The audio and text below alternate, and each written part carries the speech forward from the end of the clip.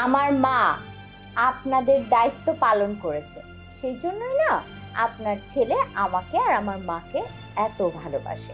ওই দায়িত্বগুলো যদি আপনারা দুজন পালন করতেন তাহলে আজকে আপনাদের এই অবস্থা হতো না। বুঝি তো, সবই বুঝি। তো কয়দিন এই সুখ, কয়দিন? উপরে একজন আছে। মা, উপরে যিনি আছেন সে কি শুধু আমাকেই দেখে?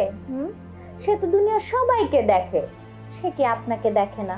সে পারে না আপনার অবস্থা পরিবর্তন করতে? মা, বৌমা, তুমি কি আমার মৃত্যু কামনা করতেছো? জি জি মা, আমি কেন আপনার মৃত্যু কামনা করব? আপনি মরলেও আমার কোনো লাভ নেই, না মরলেও আমার কোনো লস নেই, কারণ আমার তো আর আপনাকে কাজ করে খাওয়াতে হয় না যে আমি আপনার মৃত্যু কামনা করব। বিয়ান সাহেব, আপনি সামনে বসে বসে আপনার মেয়ে এতগুলি কথা কইতেছে, আপনি কিছুই কইতেছেন না।